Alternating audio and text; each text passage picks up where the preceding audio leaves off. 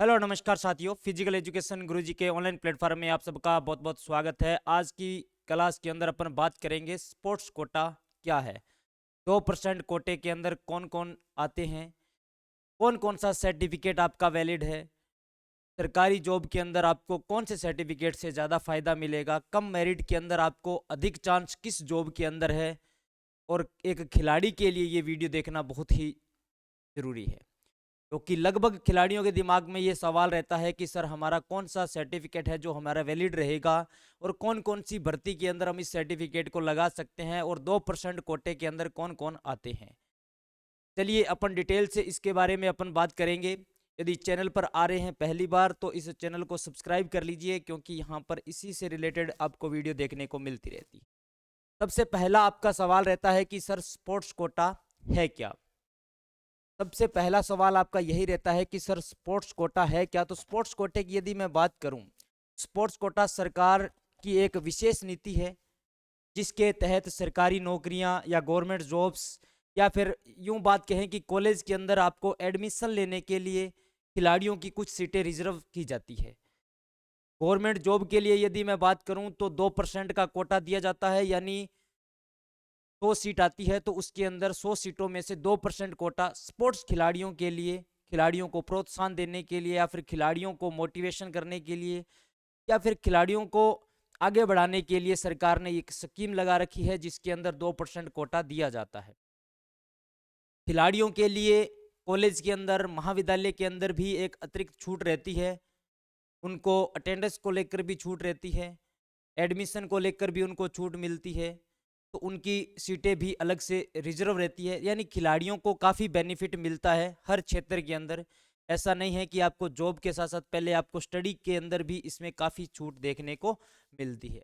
तो आपको इतनी सी बात समझ में आ जानी चाहिए कि भी स्पोर्ट्स कोटा है क्या। स्पोर्ट्स कोटे के अंदर खेलों के अंदर, जॉब के अंदर और विद्यालय कॉलेज के अंदर, दोनों के अंदर अलग अलग छूट दी जाती है। अपन और भी बात करेंगे, जैसे मान लीजिए कि आपके दिमाग में आता है कि सर कौन से लेवल का सर्टिफिकेट हो तब हम भर्ती के लिए मान्य होंगे। उसके अगर अब मैं बात करूं, यदि आप टॉप लेवल की बात करें तो ओलंपिक, वर्ल्ड कप या फिर एशियन गेम्स के अंदर यदि आप पदक विजेता है, यदि आपने इतने लेवल पर भाग ले लिया है, फिर तो आप जॉब लग ही जाओगे, बेरोजगार आप वैसे ही नहीं रहोगे। यदि आपने इन ओलंपिक, वर्ल्ड कप या एशियन गेम्स के अंदर विजेता या फिर आपने उसमें भाग ही ले लिया है, तो भी आप कम से कम डीजीपी, डीएसपी और इंस्पेक्टर जैसे पद पर आप डायरेक्ट जॉब पा सकते हैं। सीधी भर्ती हो जाएगी आपकी डीएसपी और इंस्पेक्टर के पद पर। ठीक है, तो यहां पर अपन बात करते हैं, यदि आपने सीनियर नेशनल चैंपियनशिप या फिर नेशनल गेम्स में मेडल लिया है, सीनियर नेशनल चैंपियनशिप या फिर नेशनल गेम्स के अंदर आपने मेडल लिया है, तो भी आप स्पोर्ट्स कोटे के अंदर 2% कोटे के अंदर आते हैं। ठीक है, यहाँ पर ये तो आपका टॉप हो जाएगा, यानी ओलंपिक, एशियन गेम्स और वर्ल्ड कप के अंदर भाग लिया तो ये तो टॉप लेवल का हो जाएगा। उसके बाद अपन बात करें सीनियर नेशनल चैंपियनशिप या फिर नेशनल के अंदर, यहाँ पर नेशनल हो रही है एसजीएफआई की बात, यहाँ पर नेशनल एसजीएफआई की बात हो रही है। एसजीएफआई के अंदर यदि आपने नेशनल के अंदर आपके पास फर्स्ट, सेकंड, थर्ड मेडल है तो आप स्पोर्ट्स कोटे के अंतर्गत आते हैं।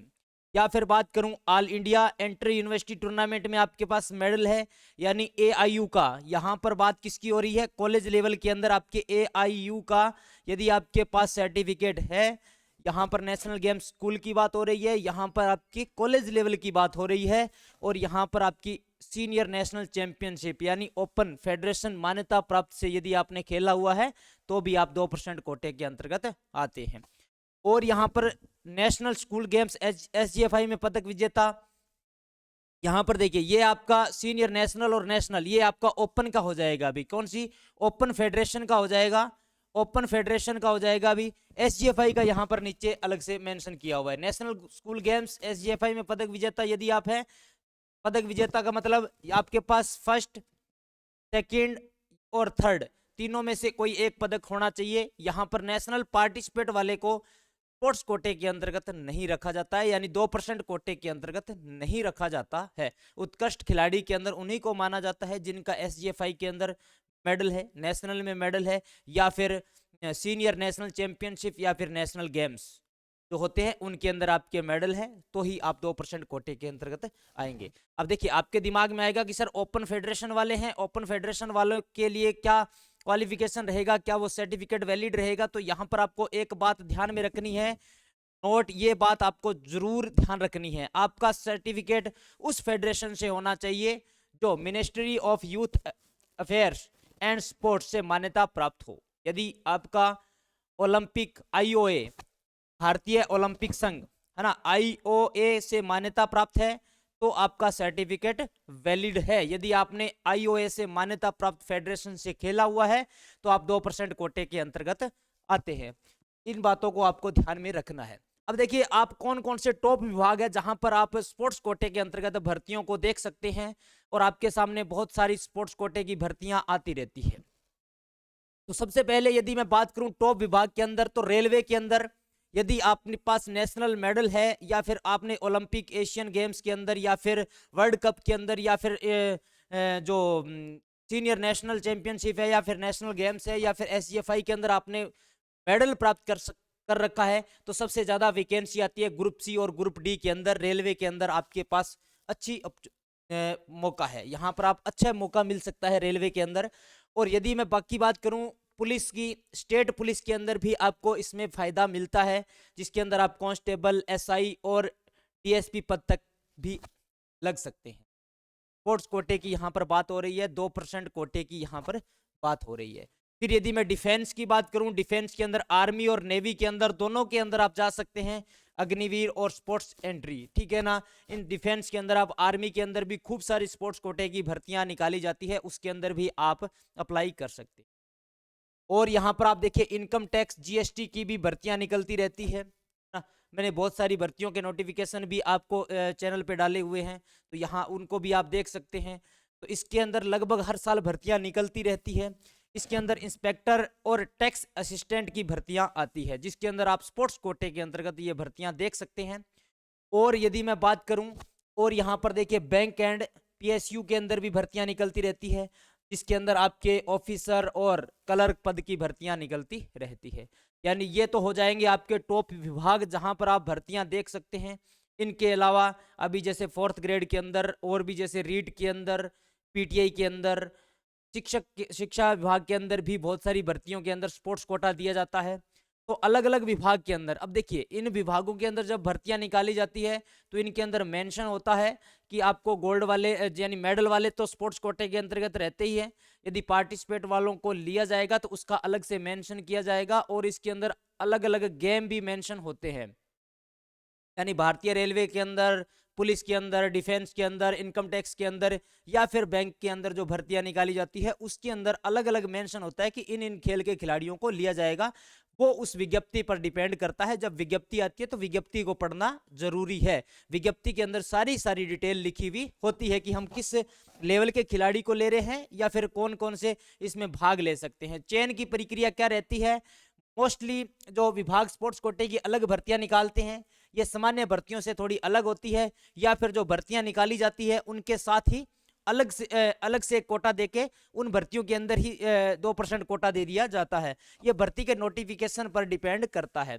उसके बाद इसमें ट्रायल के अंक करीब 40 से 60, यानी ये अलग अलग भर्तियों के ट्रायल होते हैं। जिनके ट्रायल होते हैं उनमें अंक दिए जाते हैं, और जिनके अंदर ट्रायल नहीं होते हैं उनको मेडल के आधार पर ही, यानी आपका फर्स्ट सेकंड थर्ड मेडल है नेशनल के अंदर, उसके आधार पर ही आपको ज्वाइनिंग दे दी जाती है। सर्टिफिकेट मार्क्स यहाँ पर आपके पास मेडल गोल्ड, सिल्वर और ब्रॉन्ज के हिसाब से अंक मिलते हैं, यानी गोल्ड को प्राथमिकता, फिर सिल्वर को, फिर ब्रॉन्ज को, है ना। स्पोर्ट्स कोटे के अंतर्गत जिनके पास मेडल है वही आते हैं। स्टेट पार्टिसिपेट वाले और नेशनल पार्टिसिपेट वाले इसके अंदर नहीं आएंगे, स्टेट मेडल वाले भी इसके अंदर नहीं आते हैं। नेशनल के अंदर कम से कम आपके पास मेडल होना चाहिए, चाहे वो फर्स्ट हो, सेकंड हो, थर्ड हो। फिर एजुकेशन या फिटनेस की बात करें तो न्यूनतम पढ़ाई इसके अंदर 10वीं से 12वीं और फिजिकल टेस्ट आपको पास करना होता है, जितनी भी स्पोर्ट्स कोटे की भर्ती आती है। बाकी सब भर्ती के ऊपर डिपेंड करता है कि वो भर्ती किस विभाग के अंदर निकाली गई है और उसके अंदर क्या क्वालिफिकेशन दी गई है। लगभग मोस्टली क्वालिफिकेशन 10वीं 12वीं मांगते हैं स्पोर्ट्स कोटे की, अलग से जो भर्ती आती है उसके अंदर। तो यहाँ पर आप देख सकते हैं खेल खेल में आप नौकरी पाने का आपके पास सुनहरा अवसर है। उसके बाद खिलाड़ियों को मिलने वाली विशेष छूट की अगर बात करूं तो आयु सीमा के अंदर एज रिलैक्सेशन के अंदर खिलाड़ियों को छूट मिलती है। सामान्य उम्मीदवारों की तुलना में 5 साल की अतिरिक्त छूट दी जाती है। कट ऑफ की भी अगर मैं बात करूं तो सामान्य भर्ती के मुकाबले स्पोर्ट्स कोटे की मेरिट बहुत नीची जाती है ना। अभी आपने 4th ग्रेड के अंदर भी देखा था कि स्पोर्ट्स कोटे की भर्ती की जो मेरिट है वो बहुत डाउन गई है ना। तो यही बात है। और जो प्रमोशन की बात करें तो नौकरी लगने के बाद भी अगर आप मेडल जीतते हैं, है ना, जैसे सिविल सर्विस टूर्नामेंट होते हैं उसके अंदर यदि आप मेडल लेके आते हैं तो उसके अंदर आपको इंक्रीमेंट लग जाता है ना, एक इंक्रीमेंट लग जाता है। या फिर बहुत से विभाग के अंदर आपको समय से पहले प्रमोशन दे दिया जाता है ना, आउट ऑफ टर्न प्रमोशन मिलता है। जैसे पुलिस वगैरह विभाग के अंदर ऐसा होता है, डिफेंस के अंदर ऐसा होता है, आपको प्रमोशन मिल जाता है यदि आप जॉब के दौरान यदि आप अच्छा परफॉर्मेंस देते हैं या फिर अच्छा खेलते हैं। तो ये थी स्पोर्ट्स कोटे की भर्ती के बारे में डिटेल्स। काफी बच्चों के मेरे पास सवाल आ रहे थे कि सर स्पोर्ट्स कोटे की भर्ती के बारे में बताएं, 2% कोटे के बारे में बताएं। 2% कोटे का मतलब है कि 100 सीट के अंदर यदि 100 सीट भर्ती की निकाली जाती है तो उसके अंदर 2% सीटें जो है, सीट जो रिजर्व की जाती है, किसके लिए की जाती है? खिलाड़ियों के लिए। किसके लिए की जाती है अभी? खिलाड़ियों के लिए रिजर्व की जाती है। यानी इस 2% सीटों के ऊपर किसका अधिकार है? ओनली फॉर खिलाड़ियों का अधिकार है। यहां पर खिलाड़ी लग सकते हैं। 2% कोटे को लेकर जो भी आपका संशय था वो सारा का सारा मैंने इस वीडियो के माध्यम से आपको क्लियर कर दिया है। तो आपको एक बात ध्यान में रखनी है कि स्पोर्ट्स कोटे के अंतर्गत 2% कोटे के अंतर्गत वही आते हैं जिनके पास नेशनल का मेडल हो, और बाकी भर्ती की कंडीशन पर डिपेंड करता है कि वो नेशनल पार्टिसिपेट वालों को ले या फिर नहीं ले।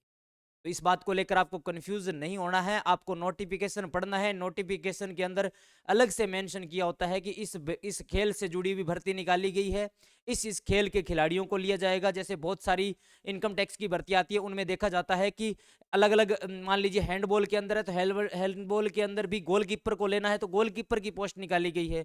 इसी प्रकार से आप कौन सी पोजीशन पर खेलते हैं उस पोजीशन की भी निकाली जा सकती है।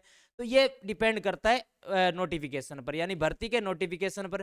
जानकारी अच्छी लगी तो इस वीडियो को सभी साथियों तक शेयर कर दीजिए, और चैनल पर पहली बार आ रहे हैं तो चैनल को सब्सक्राइब कर लीजिए। उम्मीद कर रहा हूं ये वीडियो आपके लिए बहुत ही यूजफुल रहेगी। ठीक है, तो मिलते हैं किसी नेक्स्ट वीडियो में। तब तक जय हिंद, जय भारत, वंदे मातरम।